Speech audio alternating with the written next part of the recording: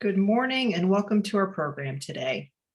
I am Heather Campbell, Curator of Museum Programs with the University Museums, and I'm honored to introduce today's event titled Printmaking Demonstration and Conversation with Richard Waller, Executive Director of the University of Richmond Museums, James Stroud, Director of the Center Street Studio, and artist Jeff Perrott. Due to the COVID-19 protocols on campus, our galleries are only open to the UR campus community by appointment. Today, you will be guided through a printmaking demonstration from the Center Street Studio in Massachusetts by master printer James Stroud. During and after the demonstration, our panelists will be explaining the process and the techniques and any questions from the audience. Please take note of the Q&A button at the bottom of your screen. We encourage the audience to ask questions of the panelists throughout the program. This program is presented in conjunction with the exhibition 40 Years of Printmaking from the Center Street Studio Archives, which opened on January 19th and will be on view through March 26th. The exhibition features prints by contemporary artists that were printed by James Stroud, artist, master printer, and founder and director of the Center Street Studio in Milton, Massachusetts. The Joel and Lila Harnett Print Study Center at the University of Richmond Museums has been acquiring these prints since 1998 as part of the Center Street Studio Archives in the Harnett Print Study Center Permanent Collection. Please mark your calendars for our next program. Next Wednesday, March 17th at noon, we will be presenting a virtual curator's talk for our Crystals, Minerals from the Collection exhibition on view at the Laura Robbins Gallery. One of the curators, Martha Wright, will virtually lead the audience through the exhibition using 360 tour technology and explaining some of the highlights of the exhibition. Please refer to our website calendar for registration information. If you wanted to explore our virtual 360 gallery tours on your own, please check them out on our website at museums.richmond.edu. They can be found on the exhibition pages along with our other virtually recorded content. I will now turn the program over to Executive Director of the University of Richmond Museums, Richard Waller. Thank you, Heather. Welcome to our virtual printmaking demonstration in conjunction with the exhibition 40 Years of Printmaking from the Center Street Studio Archives in the Joel and Lila Harnett Museum of Art. Organized by the University of Richmond Museums, the exhibition programs are made possible in part, but with funds from the Lewis S. Booth Arts Funds. I am here with James Stroud and Jeff Perrott, and it's my pleasure to introduce them and to also join them while we look closely at the process of making a print. Jim Stroud is an artist, master printer, and publisher who founded Center Street Studio in 1984 after receiving his MFA from Yale University. Before that, Jim studied with the renowned printmaker Stanley William Hayter at Atelier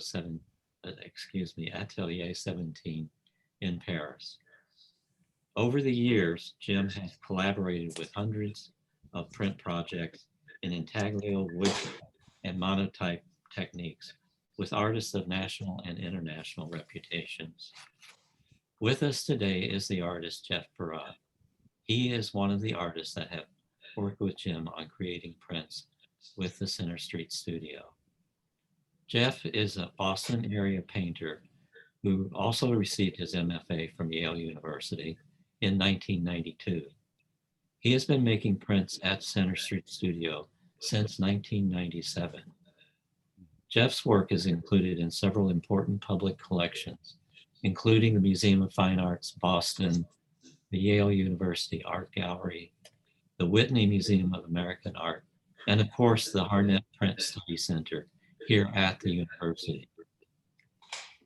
As Heather mentioned, in 1998, the University Museum started acquiring the studio's archives as the foundation of our contemporary print collection in the Harnett Print Study Center.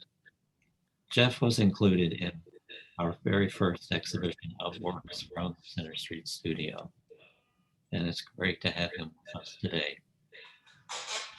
The collaboration between master printer and artist has been the hallmark of Center Street Studio since its beginnings in 1984. Today, we'll be seeing a print being made, and Jeff and Jim will walk us through the studio's most recent project and discuss their collaboration on making the print. David Hershey, our assistant collections manager, will be assisting with advancing the slides and videos during our look at the process. I'll turn the program over to Jim Stroud now. Great, thanks. Thank you, Richard. Thank you, Heather. Thank you, David. And thank you, Jeff. It's great to see you, Jeff. We thought it would be interesting to show folks a project that really was born out of necessity of the COVID times. Because over the last year, I haven't been able to have artists come visit the studio, at least for any great amount of time, developing plates. And so I've had to come up with various techniques that the artists can take away from the shop and do in the comfort of their own studios, and then deliver it back to me for printing with a little bit of time in the studio to keep us all safe. And so Jeff came to me with some new ideas and some new images from his paintings, which fortunately you get to see, and Jeff is going to talk about after I do this quick introduction. And I saw immediately, a really direct printmaking technique called dry point. It's the most fundamental technique you can to use on an etching plate. You take a needle, you scratch into the metal plate, and it makes a mark, and you print it. It doesn't get any more simple than that. And Jeff would obviously be able to take the plate back to his shop, his own studio, work on it, bring it back to me, and we proof it. And that's what you're going to see today in the video. And we'll sort of walk you through the process of printing the plate. So I'll get to the technical stuff later when we get to the video. But what I'd like to do is turn it over to Jeff, and so he can introduce to you his work, his ideas, his concepts, the way he works, and then you're going to see how he translated it into the graphic medium of dry point. So take it away, Jeff. Cool. Thank you, Jim, for that kind introduction. And Richard, it's an honor to be here. Thank you so much for the invitation to be here with Jim to do this virtual demonstration. And thanks also to Heather and David. And David, let's take a look at the first painting that I have to look at, if we could. So the technique that Jim was just describing, dry point, is very different than the kind of painting that you're looking at now. So I'm going to talk about the recent work that I've done, both as a way to examine the similarities and differences, because as a printmaker, one of the things that I'm looking for is not to sort of imitate painting in prints, but to use the medium for what the medium can give and what it can provide. And in a lot of cases, as in this one, what happens is that the prints become a way to complicate and critique the paintings in a way that sort of helps propel the work forward. So this is a piece called Construction, and in parentheses, Utopian. It's from a series of work called Construction that was shown at La Montagne Gallery in 2019. And the reason it's called Construction is I was very interested in these quasi-architectural forms, these interlocking planes that are driven by this kind of overdetermined geometry, axonometric geometry or isometric geometry, if you will. So that's the kind of rendering that's typical for architectural rendering.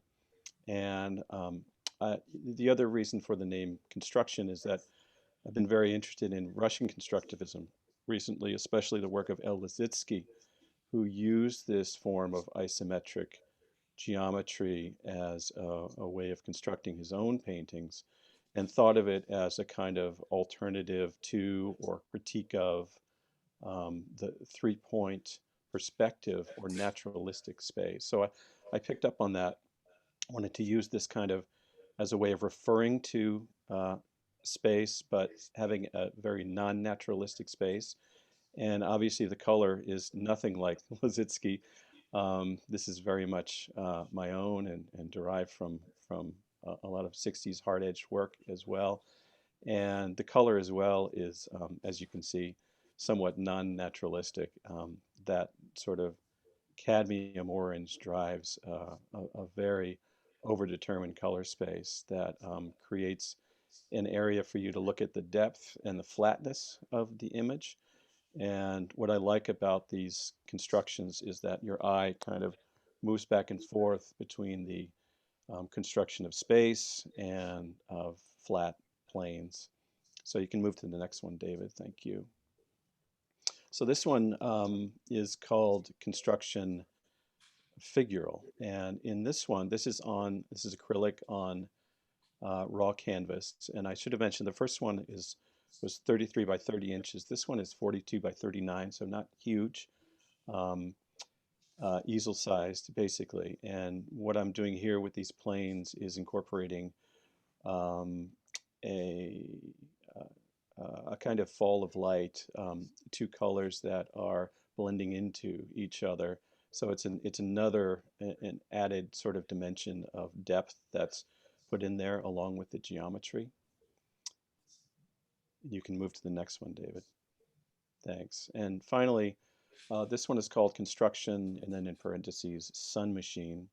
This one's a little bit larger, 54 by 60 inches. Again, acrylic on linen. And this is 3 intertwined axonometric forms. And I think the key thing to look at here with respect to the prints is this tensile contour form that I began to draw on the surface of the work and began to get incorporated, because this sort of led me to a series of drawings that incorporated this calligraphic form. And those are something that led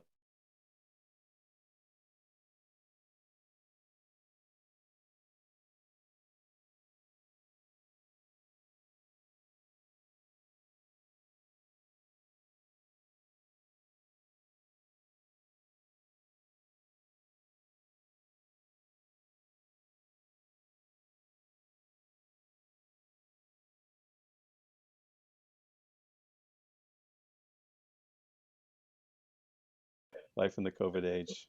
All right, I'm gonna hide back again. Okay. All right. Yeah, okay, we're back there. Yeah. That's good job. Yeah, so I'll talk about this, Jim, as a kind of bridge to getting into the process. So this is a watercolor monotype, and Jim can describe a little bit more about the technique in a second. But this is sort of the other main precursor to the work that we're going to be taking a look at today, the dry point etchings. You can see the angular forms, the angular construction of the image sort of counterbalanced with the flow and the drips of the watercolor. You know, I'm very interested in putting those two things in tension with each other to create a visual experience that would, you know, bring your eye to consider that kind of as a dialectic.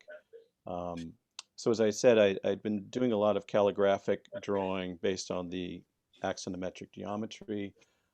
Those drawings became very accumulative and maximal, and something new, very new, started to happen.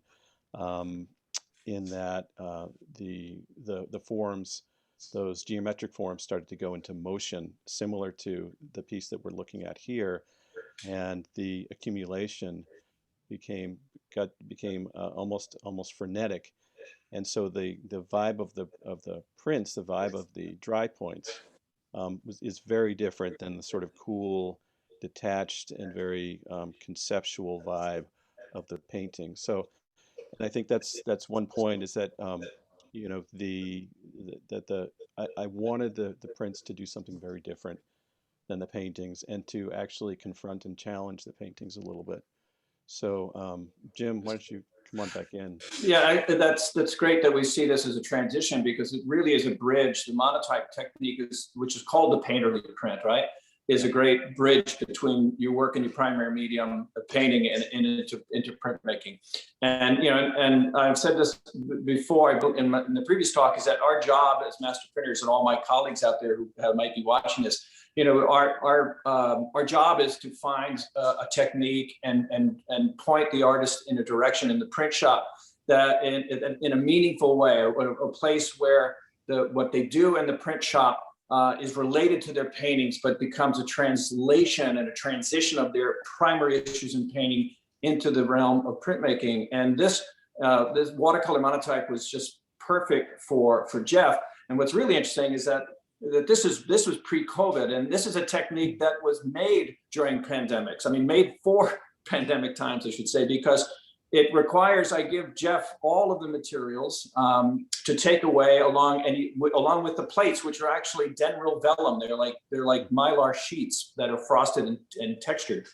And his job is to paint directly on them. And you can work a variety of ways, but it's very painterly, very direct, and in the privacy of his own studio. And then he lets them all dry. And then he returns them to me to print. And the printing of them is a little tricky, but it's a way you soak the paper as you normally do in printmaking so that it's damp. I then run it through one press with a blank plate to calendar out most of the water. So I'm literally wringing the sheets after they're totally saturated. I wring the sheets of most of the moisture, and then bring the sheet onto the other press, lay the Jeff's print, the plate down face up onto the press, lay the paper on top of that, and with a ton of pressure, I run it through, and both the moisture and the pressure reconstitutes the dry watercolor and transfers it onto the paper directly. And it is so spectacular because the color on the vellum seems very dull. It seems like somehow they lose their sort of their chroma almost, but when they get transferred to the paper, they just scream. And this is from a series called Structure. These are numbers 7, 8, and 9, if I'm not mistaken. And they made actually separately, but for whatever reason, out of the group of 10 that Jeff had made, these worked beautifully as a set of 3. So they're now a triptych. So the sheets are 36 by 24, if I'm not mistaken. So that's right. It's 3 feet by 6 feet, that print. And it's pretty spectacular. But it's you'll see the translation now as we move toward the dry point project that we did during COVID. And you're going to see now a distillation down. Now color gets eliminated, and it's all about structure. So I think maybe we should move to the next slide, or perhaps I think we move to the video, don't we?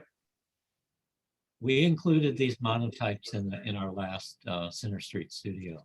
Oh, that's right. So, all right, we'll get back to the video. And what's going to be great about the beginning, and David, you can stop when we get a really good shot of the plate so people can see. And Jeff, you can talk about your technique. Oops, we're having some technical difficulties there. Well, you get to see the result there. Yeah, I get to see the result. I know, it's supposed to be a surprise. All right, here we go. That's all good. Yeah. So there's the copper plate, folks, and that's what I give Jeff. And then Jeff, you can talk about the drawing on it. Yeah, so you can David, do you want to stop on that for us? Thank you. Oops, that goes to that. Isn't that funny?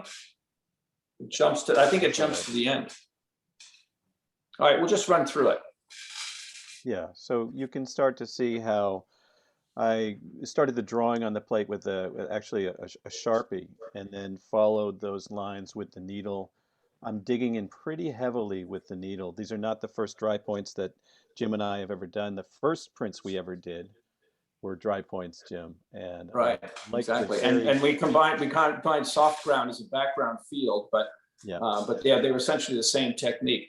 And people should know, like, just really quickly, it's just taking that needle and driving it into the surface of the metal. And not only are you creating a furrow, or a groove into the plate, but you're displacing the metal to either side of the line. And it's called a burr. It has this little fragments of metal on the edge of both sides of the line that Jeff has created. And that's what holds the ink in a very particular way, different from etching or engraving. Right. So just to say that. Yeah, it's got a kind of fuzzy edge to it. I think of it as a very agitated kind of line, which sort of, for me, accelerated the quality of the frenetic structure that I was interested in. in these images. So right, and then we get to the printed image, we'll talk about that, you know, because there's an energy to that line. It's almost electric. And just technically for people to see, I was applying the ink with a roller to the surface in the beginning, as you saw, and I do that so I don't wear down those burrs. Those burrs are very delicate, and they will go down in printing. I eventually had to have the plates steel faced in order to protect them. But what I'm doing now is wiping the excess ink off with a material called tarlatan, which is just like starch cheesecloth. And here you get a close-up of the actual inked plate. And I'm finishing the wipe with a material called taffeta, which is just the same stuff you make, you know, prom dresses out of, or whatever. And I'm wiping the edges clean. You can also hand wipe the plate at the end, which typically I would do. But in this case, we wanted to leave a little bit more ink on the plate so that the lines are printed a little bit more aggressively.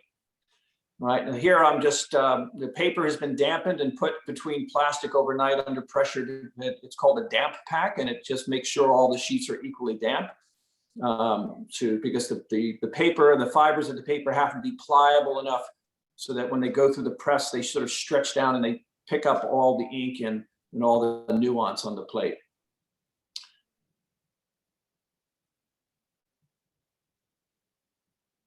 If you printed the paper dry, you wouldn't get a very good impression. You get what looks like a dry impression. Here I am now. Now I've locked the paper into the press. I'm placing the inked plate onto the surface of the press in a spot that I've marked off with Sharpie, and then we're rolling it through. And it's a great deal of pressure. People ask me how much pressure. I don't know. A lot. I used to know. Enough. How many pounds per square inch? I can't tell you. So this was our first proof. This is our very first proof. Yeah. Right.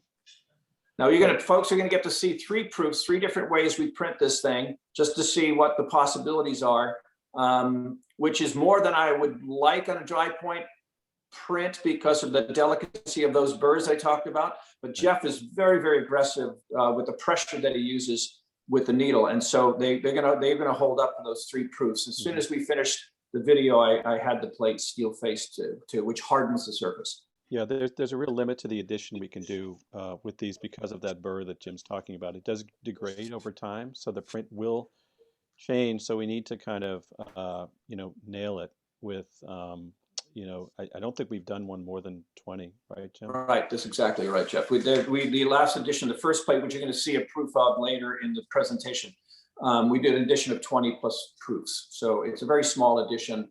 The steel facing will keep it, holds it, it protects it. Steel faced. What's that? They were steel faced. Not this one here, but the plates were steel faced after we did the presentation. Yeah.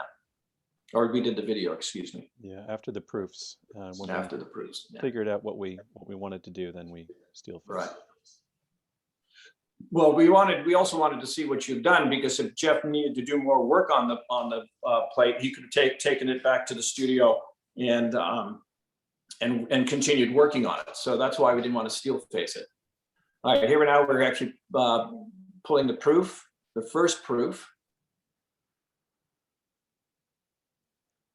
And it's interesting, you notice there's a lot of chatter in the background. I gave Jeff a beautifully polished, clean copper plate, and he came back to the studio with it, and he'd actually drawn on the back of the plate, which was not nicely polished, but purposefully so. Right. I wanted some the noise of the plate in the background there, and you can see how the background has some plate tone as well.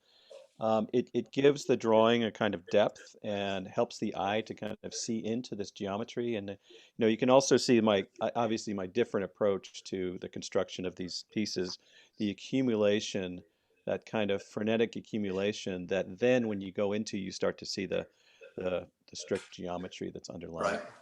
Exactly. So just and we can talk about actually the structure within this image in relation to your painting later on. when we get past the technical parts here, because I think that's interesting and that's really important because it relates to the medium of printmaking and dry point and how that you translated the issues of space in your paintings into the dry points, which I think is great. So what I've done now, what's happening here, folks, is that I've already inked and wiped the plate. After that last proof, I've inked and wiped the plate already. I didn't want to bore you again watching the inking wipe the plate. We've already seen that.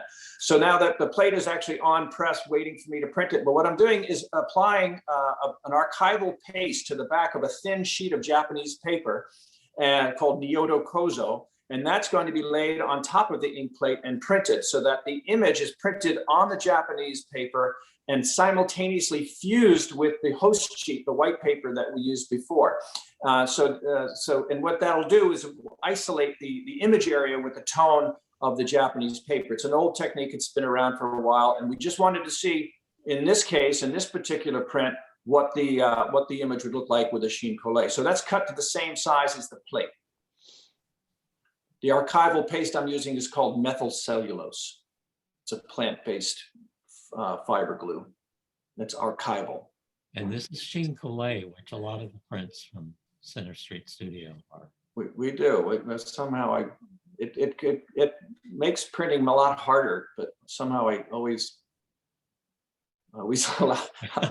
I was like, well, I could be so much easier if I didn't have to apply these chine collés to these editions. But when the print calls for it, it has to be done. But it's a lot more work.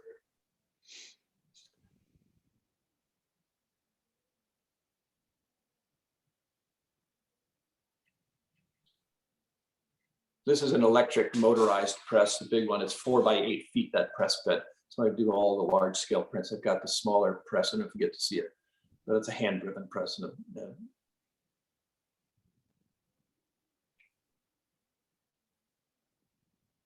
So Jeff was in the studio for the proving. Obviously, this is the only time we spent any significant time together. We wore masks the entire time to keep us both safe. And there you go. And that's the same image now printed with that beautiful warm tone in the background. Yeah, and you can see how beautifully on it. Some beautiful depth and focuses your eye in on the. Yeah, David, can you stop on this just to see if we can stop on it without it shooting forward or no? Hey, Jim, David can't stop the video without it. Okay, no worries, no worries. All right, so we'll continue forward. We'll get towards, when we get to the slides of the actual prints, and we can talk about the imagery, Jeff, afterwards. So Jeff wanted to see, this is the beauty, this is the kind of thing you do when you're working on a plate and there are so many printing possibilities that can change the way you see the image. And Jeff wanted to see this thing in color. And so he wanted to use a simultaneous color contrast. So we chose this screaming hot red, which is a naphthol red, as the intaglio color. So that's the color I ink and wipe onto the plate. And then we're going to roll another color.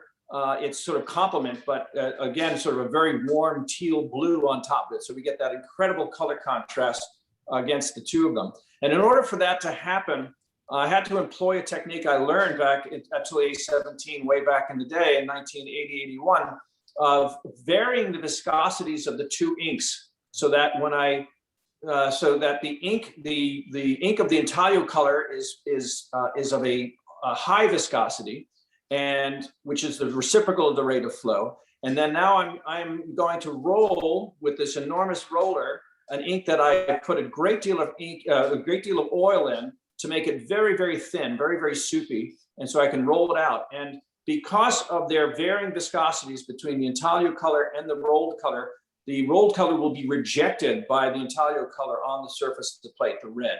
And so the green will go everywhere where the red is not.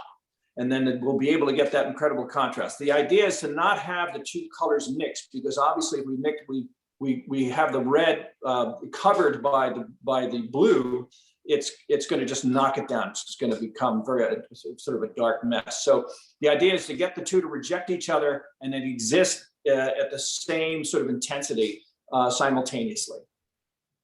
So now I have to roll the ink out. Unfortunately, I think we didn't get a clip of me actually rolling the surface of the plate, but you're going to be seeing the surface of the plate with both colors on before it gets run through the press.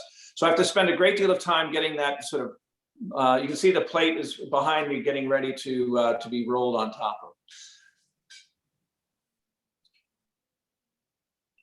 Now we're just locking again, getting the paper into the press first.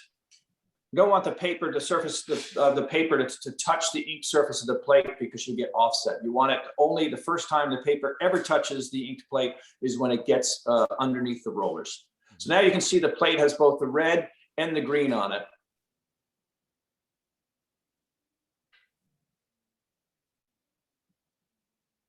And there you go. We pull it off. And so the viscosities were a little close. This was, I believe, the first impression off of it.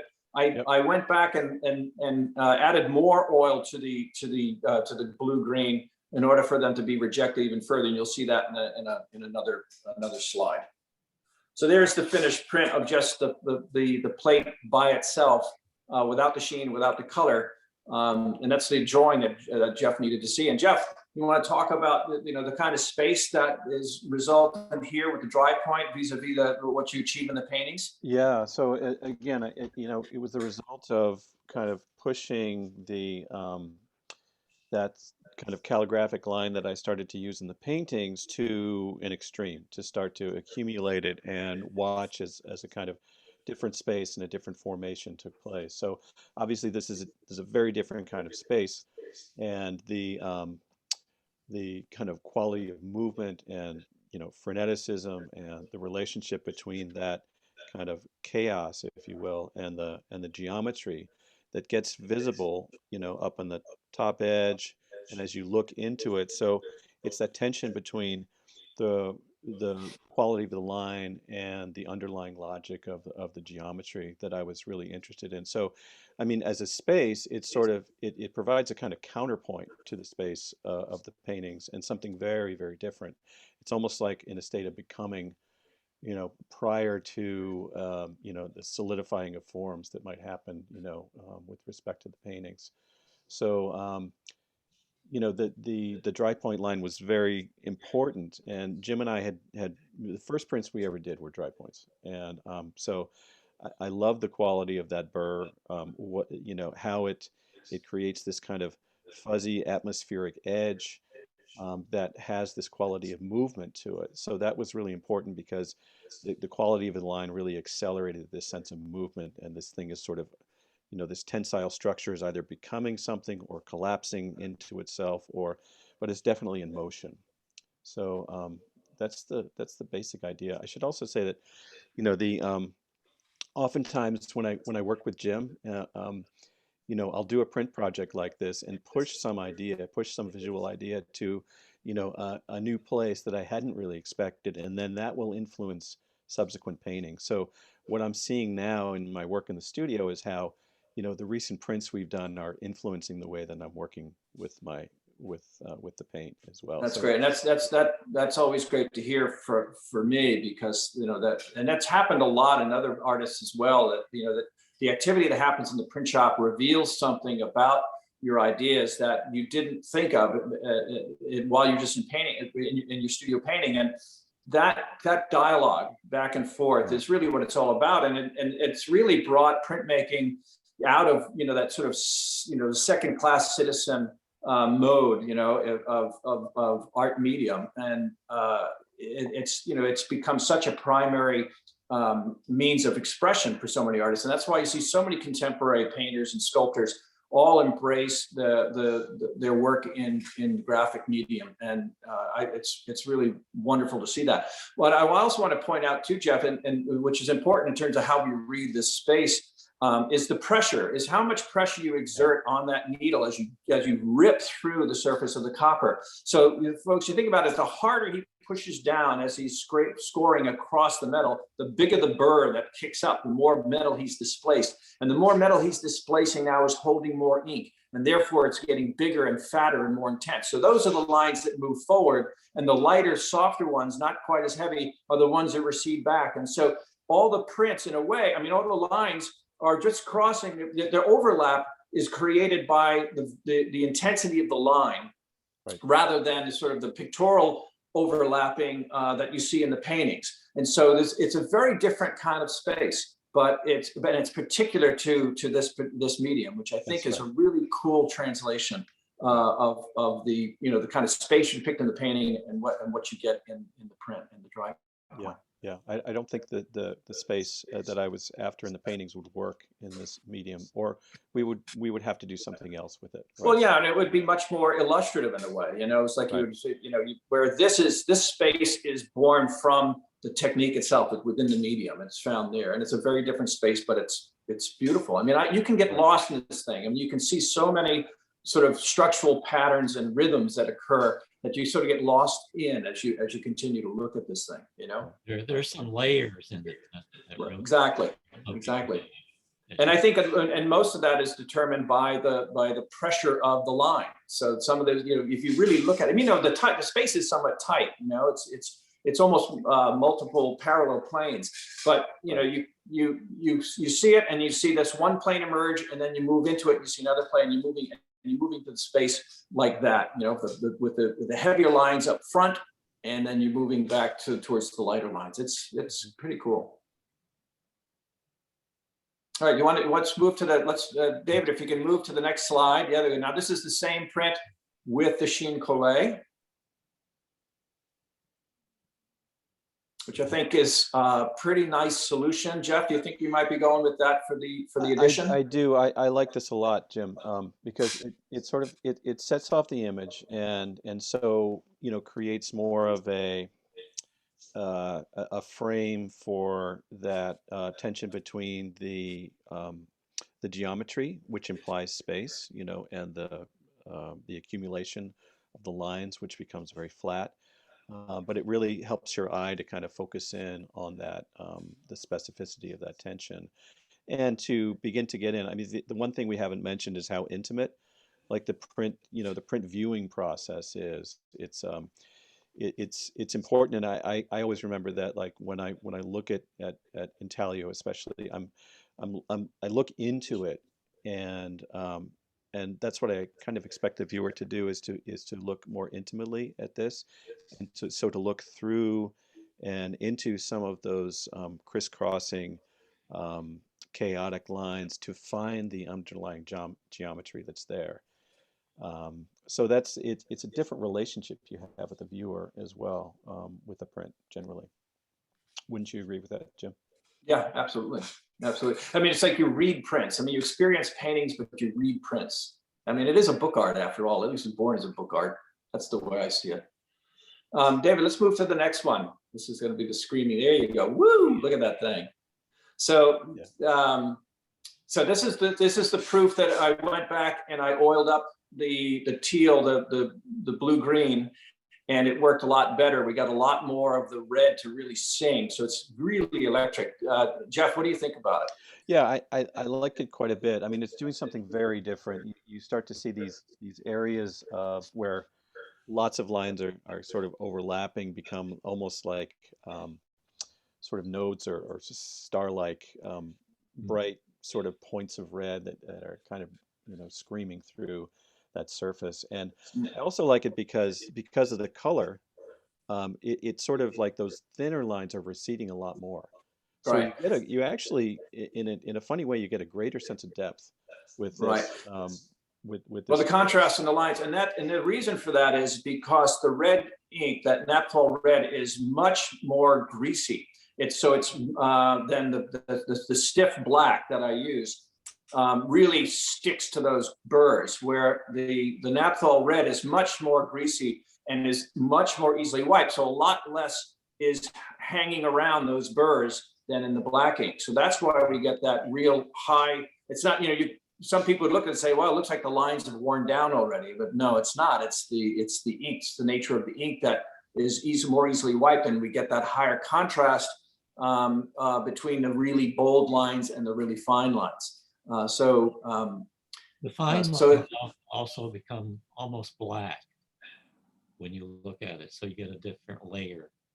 You mean in this print? This, yeah. Right, yeah, and it might be because in some places the blue ink now is sort of sitting on top of the red, and it kind of and they're actually mixing. They're physically mixing where they're not supposed to be. But in the greater where there's more red ink, it rejects the blue much better. And whereas when it's thinner, it's less so. So the thinner lines look darker but the bolder lines seem more red. So it's interesting. So we'll probably, Jeff, we could probably do like after we do the addition with Sheen Collet, if the plate's still in good shape, we should pull like a small variant edition of this. Yeah. You know, And I like that that's what happens too with this resist technique too, Jim, is that you do get some of the lines are a little bit more mixing color a little bit more, and so they do get pushed back. Right. The frame. And I think that was a good observation, Richard, that those lines become darker, it almost becomes a third color. Exactly. So okay, well, let's move to the next one. I think we're going to be seeing, there we go. So this is a great combination. This is now the first bite. So this is the one on the left is called Construction 1, right? We're going to call this one Construction 2, I'm assuming. Then the first one is horizontal, and the solution we chose for that one, because we tried that with Sheen Collet as well, and it's funny, one of those things, it just didn't read right for us, and so I came up with the idea of rolling a color onto it like we did this last one, but rather than a color, I use a graphite ink, which is a really beautiful ink. I love using it, but I did have to modify it a great deal with transparency, and it took us, after we had the plate steel faced, fortunately, because I think we had to do 6 proofs before we got the transparency, that the value of the graphite just right, so that it was a place where the lines could still sing and yet still the graphite asserted itself as a color. And I think the percentage was like 30% ink to 70% transparency for the rollout. But it's it was a beautiful solution, and I think now the two of them together are going to be a great pair. One being horizontal, the other vertical. Yeah, exactly. Yeah, they each have their own character, and that was important to kind of decide on the different technique, the way to sort of give that background tone or color a particular kind of character that lent itself to the particular type of imagery.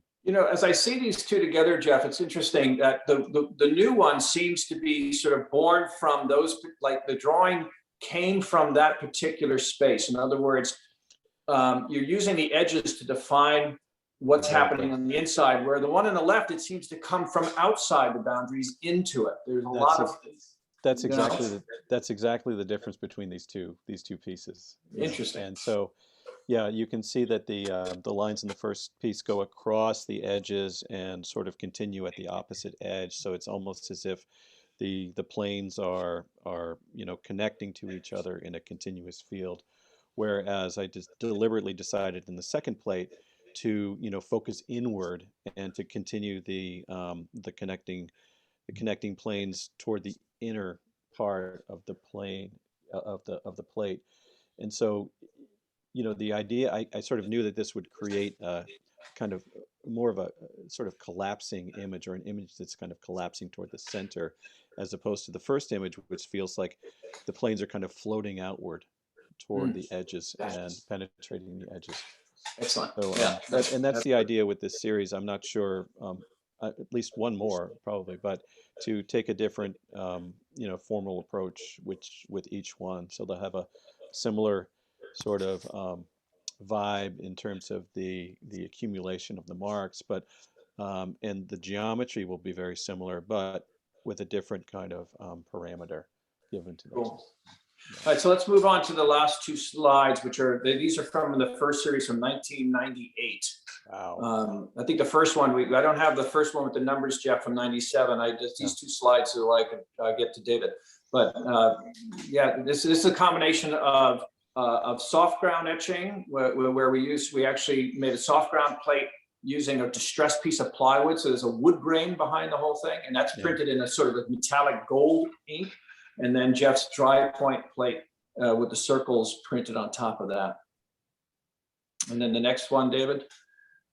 And this, same technique in terms of, we used a different soft ground plate, but to do the background, so that they weren't the same. But then Jeff with the dry point. And Jeff, I don't know if you want to talk about the systems you use to make these images, but that's really beautiful. Yeah, I guess the main difference is that this used a kind of employed a kind of very regular type of system that repeated itself over the scale of the picture plane to create a kind of a regular, more all over type of finished image as the one with the circles. And the newer images are driven more by uh, a spontaneous or random connection between those planes, so that they go sort of outside of that very kind of regular and all over geometry and suggest more of a chaotic kind of counterpoint to the geometry. So Cool. Great. I think that's our last slide, right? yeah. Okay, so do we want to open it up to questions? Thank you, Jim and Jeff. That was really fascinating. And I think Heather, we have time for a few questions. Yes, we sure do. And I just want to encourage the audience to enter your questions into the Q&A button at the bottom of your screen. And I want to thank our audience for being patient with us as we had a glitch, an unexplained glitch. Eve is intrigued by the monotype process, and she wonders what kind of ink is used that works with the reconstituting technique. A little industrial espionage. You think I'm gonna give my secrets here? Jeez, it's you can use any kind of watercolor, like really good high quality watercolors.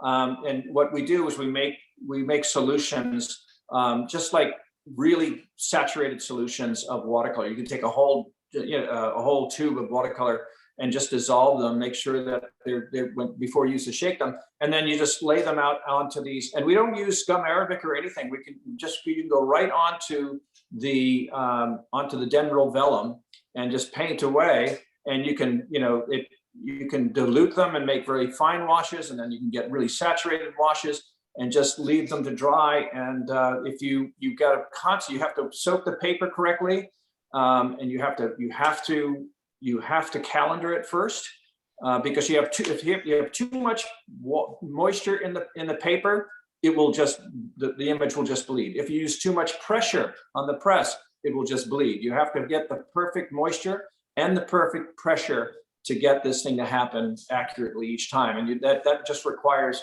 some R&D on your part in your own studio to get the calendar pressure right, get the right amount of moisture out, and then the pressure on the press. And I have the luxury of having the two presses that I can go from one to the next. And if you don't have the luxury of two presses, you have to then calendar your paper at one pressure and then adjust the pressure for running it back when you go to print. So that's a bit tricky. But it's a pretty cool technique. It took some time to get that right, Jim. Yeah, it took me a little bit of try, and I do a lot of fake Jeff Perrotts on my own to make so I ruin those before I ruin any of Jeff's. So I know where those forgeries are coming from. Yeah, that's right. They're on the market. Uh-huh. So, but no, it's I do a bunch of tests first, and I usually have to get. It's interesting. I mark all that information down, and then I go back on the next, for the next project, and none of the information is right. So I have to actually do tests for each time I come to press to make sure the pressures are right. I mean, there's so many variables that can change that create a problem. So it's a lot of testing, it's a lot of patience. But once you get it, then it goes pretty quick. The printing goes rather quickly. So, but it's rife with all kinds of complications. But don't want to bore people. Any more questions? There aren't any more questions, but I have a question for Jeff. Jeff, your work seems very three-dimensional, very multi-layered, and I'm curious if you've ever dabbled with sculpture. Yes, I have.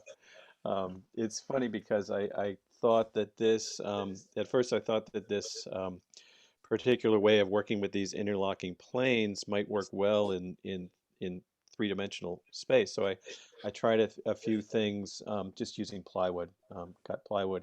And what I found was that actually what I enjoyed about the paintings was the fact that using this particular type of forced geometry created a very particular kind of visual experience, that combined flatness and depth and was diagrammatic and created an ambiguity for your eye to really consider. So that felt like very particular to the painting. So, I mean, this is a good example of like moving from one medium into another, trying something, and it doesn't translate exactly. It became something else that wasn't sort of, part of my intention, artistically or philosophically. So, if that sculptural idea does emerge, it will be something that kind of like the prints I don't expect, that will sort of come out probably of left field from my, experimentation in the studio. But thanks. Cool.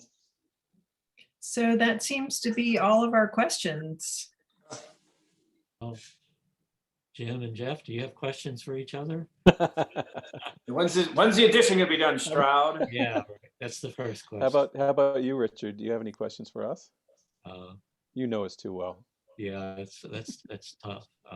I like the idea that we've kind of gone full circle with our exhibition of 40 years of printmaking. That we start with the very earliest prints being made, Yeah. and a lot of unusual projects that you did throughout the years, and then working with Jeff all these years. Is there any? You talked a little bit about long haulers. One of my long haulers, that's right. Ooh. George Whitman and Charlie. Yeah. Charlie Ritchie, yeah. And Jeff. Bill Thompson. I've been working with Bill Thompson since 1994, 93 actually. So no, it's been great. No, and I guess that's that's the exciting thing about what I do. The interesting thing about what I do is I've known Jeff for all these years, and I've seen his work grow and develop, and to be able to then find a new medium within the printmaking. It's funny that we've come full circle back to what we worked in 1998, but through all the monotype projects, Jeff, those were just spectacular. Yeah. And we've got how many years we've done so many of those, I think 4 or 5 projects, I think, in monotype alone, right? Yeah. But it's fun to come back. It is, Richard, to come back full circle to the dry point, and even almost more direct than before, because it's pretty simple, and it might be because of COVID, but because we can't spend, because we did, those early ones, we had to spend some time experimenting, getting the right plate etched for the field. But you got to spend very little time in the shop this time around, so we had to simplify things. And yet that's good. I think, it's out of necessity, but I think their images are really compelling, and they're going to be beautiful prints. Yeah, well, I had the experience that from working with dry point with you before, so I had some degree of certainty about how the image was going to turn out. Like we didn't need quite as many states to get to the a really satisfying image. In fact, the first one came off. It was the first proof was just, I thought it was beautiful.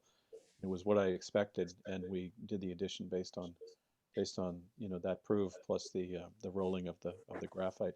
So some of that experience really helped, and it's true that during COVID, I mean, my process has changed dramatically. My studio has moved home. I'm now in the basement of my house, and I've been sort of forced into smaller and tighter projects, and this happened to be one of them that I took on during COVID that I might not have gotten to right away if I'd otherwise. So and I'm grateful for that, because it sort of like pushed me in a different direction with a different kind of visual language that's sort of now kind of reinserting itself into my painting work, as I said. Yeah. One last question popped up. Oh, yeah. This one's for Jeff. Marion asks, your lines are so straight and the corners so precise. Do you draw on the plates freehand?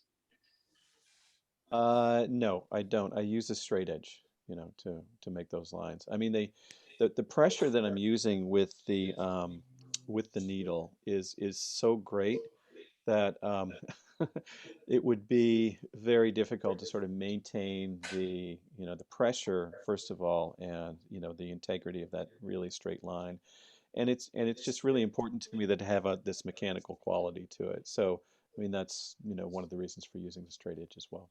Yeah, Marion should know too that you remember, it was a brief moment, but you saw the plate before we printed it, that there was a great deal of drawing on the plate with Sharpie. So Jeff had already sort of come to understand the geometry on the plate and, the ratios on the plate, the height versus the depth of it. And so that's figured out in advance. So that's kind of figuring helps him understand the space of the plate itself, and then you started applying the lines, right? So Yeah, exactly. so Exactly. yeah, so there's a lot, in a way that's a lot of study in advance to understand, the area that you're working within, Mhm. both the flat two-dimensional plane as well as the potential three-dimensional volume space. Yeah, I had those drawings too that I had been working on, which were both charcoal and pencil drawings. Very different character, but they helped me to kind of understand, how that accumulation might work and, how far to take it. Any more questions, Heather? Good, that's great. Well, this Those is are good ones. Thank you so much, Jen and Jeff, for Richard, thank you. Yeah, thank you guys. There's such a great opportunity. and our audience. Thank you for joining us today. Yeah. Thank you, Thank you David. all. Thank you, Heather.